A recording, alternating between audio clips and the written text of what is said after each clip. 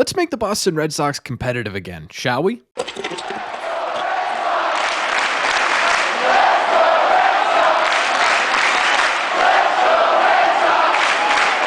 What is going on, everybody? Welcome back to Red Sea Radio. My name is Corbin, and in today's video, what we're going to be trying to do is put together an off-season plan that would take the Red Sox from finishing at 500 to a division contender / World Series hopeful. Thank you all very much for clicking on this one. Let's get into it.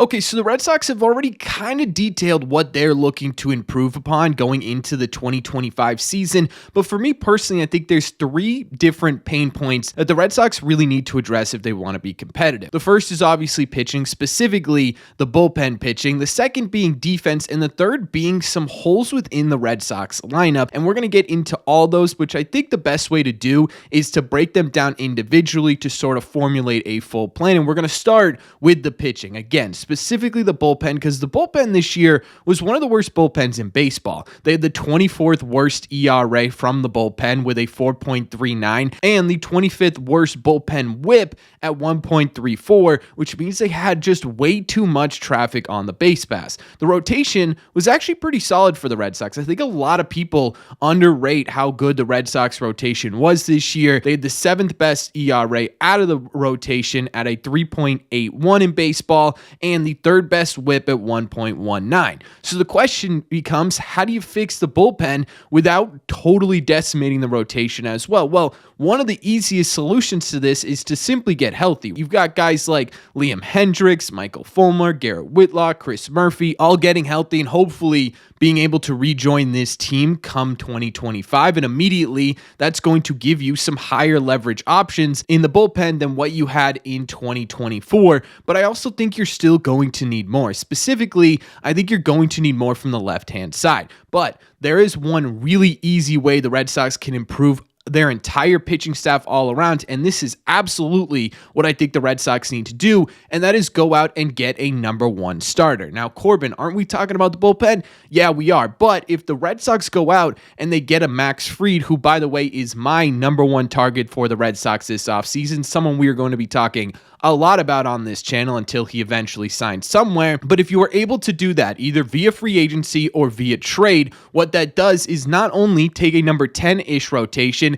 and bump them up to close to a number 5-ish rotation, but it also forces someone out of this rotation into the bullpen, whether that be guys like Fitz and Priester or Cutter Crawford. What this is going to do is add another high leverage option, or high impact, I should say, option to the Red Sox bullpen. So immediately, by getting a starting pitcher, by getting an ace or a number one starting pitcher, you have improved not only your rotation, but your bullpen as well. That is absolutely something the Red Sox need to do. The second thing they need to do, in my opinion, is solidify that left-hand side. The Red Sox this season were not very good from the left-hand side on the mound. Their bullpen was pretty miserable when it came to left-handed pitchers, especially in the second half. Acquiring a consistent, legitimate left-handed reliever would go a long way in bringing this bullpen from one of the worst in baseball to just simply an average to better than average bullpen. If you can get your bullpen to that spot, I think you're in a much better point. In my opinion, the solution to that problem is AJ Minter. He's young, but he has experience, and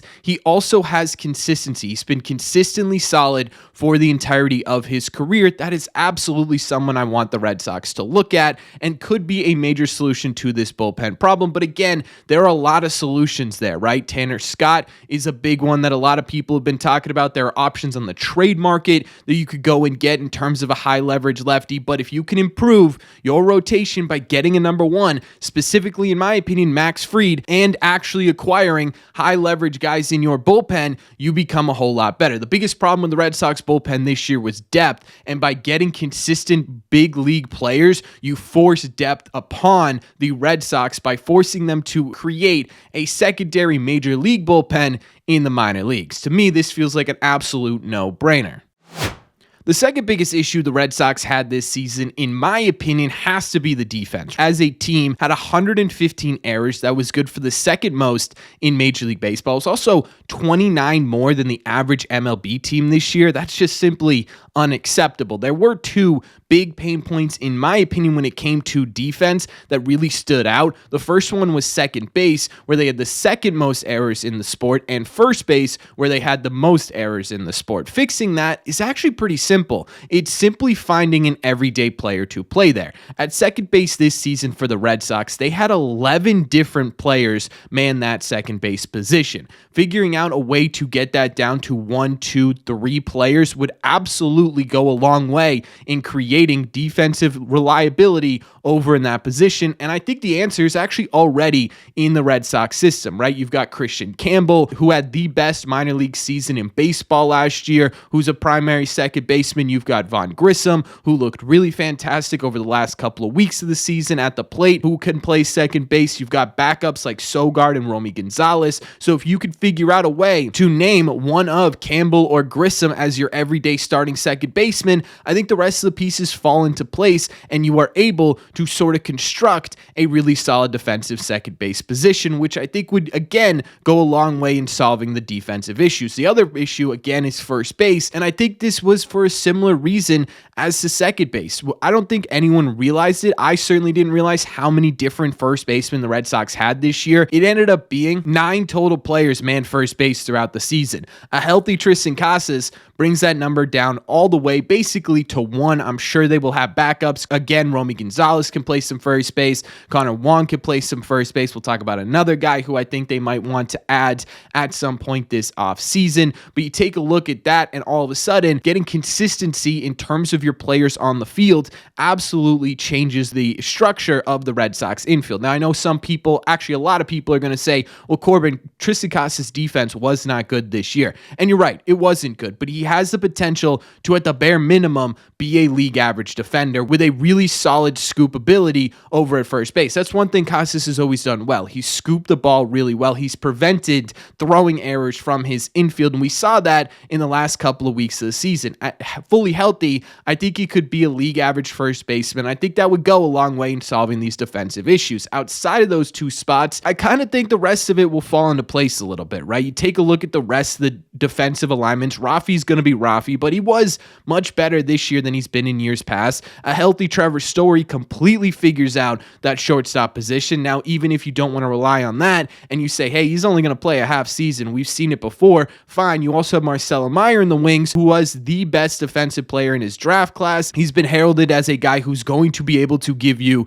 well above average defense at shortstop. You've got 2 Gold Glove candidates currently in your outfield, with Ceddanne Rafaela hopefully finding a more permanent home out there, right? He could be one of the best defenders in baseball. And then you've got Roman Anthony coming up, who is an above average defender as well, right? So I think if you could figure out second base and first base, you could figure out the rest of the defensive issues. And I think they have those options in-house.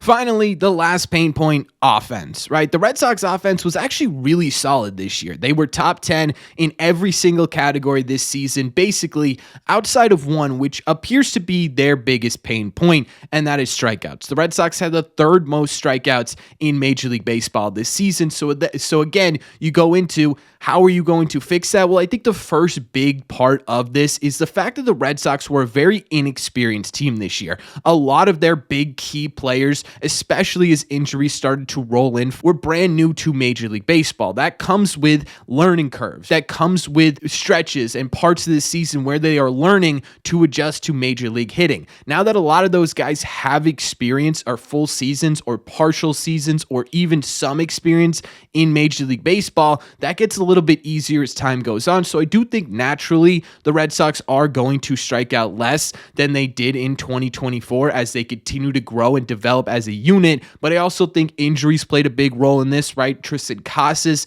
who I know struck out a lot when he came back, but that was because he still wasn't 100% healthy. Him being fully healthy absolutely helps with your strikeout problem. Rafi being fully healthy for an entire season helps with your strikeout problem. I think getting those guys back in the middle of this order absolutely hopefully will help with that, but I think there's more the Red Sox can do. Tyler O'Neill was your big right-handed bat this season. We know the Red Sox want to continue to really sort of balance out this lineup coming into 25. Well, Tyler O'Neill might be an option for that, but he also struck out a third of the time this year. That is a whole lot of swing and miss out of your power right-handed bat. Someone the Red Sox could look to and someone that could fix that problem would be Anthony Santander, who I actually really like in terms of a fit for this Red Sox team. He's not a super high average guy, but he did have a really solid season this year in terms of overall production with over 40 home runs. And on top of that, he only struck out 19.4% of the time. That is basically what, 14% less than Tyler O'Neill. You get 14% less strikeouts out of your big right-handed bat. All of a sudden, things get a whole lot easier. On top of that, Anthony Santander is a switch hitter, so he offers versatility and can hit lefties really well. So you're also capitalizing on trying to fix that balancing issue the Red Sox appear that they think they have, and he could play outfield and some first base, which means he could back up Tristan. He could also squeeze into left field if you need him to from time to time when he's not DHing. I really love the idea of Anthony Santander because I think it really helps with two of the biggest pain points on the Red Sox offense. Now, obviously, to do any of this, you're going to have to move players. There is currently just simply too many players on the Red Sox roster, too many major league potential players on the Red Sox major league roster right now. That leads me to believe that in order to do any of this, you're going to have to move guys. And I think that might need to be a separate video. So let me know in the comments down below if you would like to see a separate video on who I think is going to be leaving the Red Sox this year in trade packages. But I will say two names that stand out to me are Masataka Yoshida, which we've talked about 1,000 times, right? Opening up that DH spot allows you to bring in guys like Anthony Santander, allows you to fit a Roman Anthony on the roster without having to trade away a Duran or a Rafaela. And I do think Wilyer Abreu is a name to pay attention to as well, simply because he could bring back a whole lot of talent, whether that be instead of signing an AJ Minter, getting a high leverage left-handed reliever on the trade market, or maybe you package him instead of a Max Fried and go and get a major left-handed starter on the open market in terms of trades, right? Maybe a Garrett Crochet or something like that. I think there are options there with both of those guys that could make them really valuable on the trade market. But overall, ladies and gentlemen, that's how you solve the Boston Red Sox. You get a number one starter. It increases the depth in the bullpen. You get one or two high leverage arms in that Red Sox bullpen. I would say two external options would really solidify things. You figure out who's going to play second base. You hope Tristan Casas can stay healthy. And then you bring in an Anthony Santander. And all of a sudden, this lineup, this rotation, and this bullpen looks like a team that can compete with a whole lot of these teams in Major League Baseball. But that's just my opinion. So let me know in the comment section down below. What do you guys think? What do you think of my plan? What would you do in your plan differently? Let me know how you would fix the 2025 Red Sox. Let me know all your thoughts in the comment section down below. As always, if you made it to the end of this video, do me a favor. Make sure you guys have hit that subscribe button if you haven't already. If you're new here, we talk Red Sox content almost every single day. Also, make sure you guys have hit the like button on this video as well. Just simply helps these videos out a ton. It's the best way to let me know you're enjoying the content. Don't forget, if you want to listen instead of watch these episodes, all you got to do is head over to your favorite podcasting app and look up Red Seat Radio. Thank you all very much for clicking on this one, and I will see you in the red seats.